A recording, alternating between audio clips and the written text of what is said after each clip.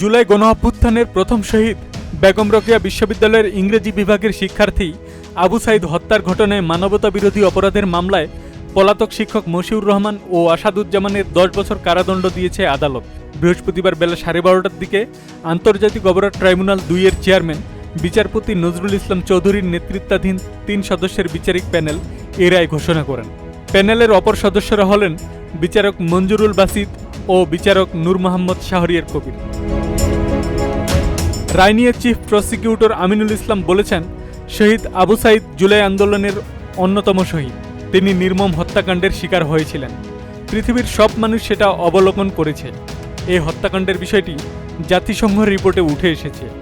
আমাদের তদন্তে সন্দেহাতীতভাবে প্রমাণ আমরা পেয়েছি। আমরা অপরাধীদের বিচারের সম্মুখীন করেছি।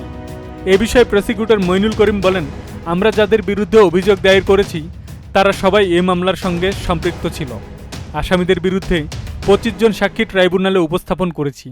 এর মধ্যে বর্তমান সংসদ সদস্য হাসনাত আবদুল্লাহ ও আবু সাঈদের বাবা মকবুল হোসেন সাক্ষী হিসেবে ট্রাইব্যুনালে জবানবন্দি দিয়েছেন। আব্দুস সালাম, প্রজন্ম 24।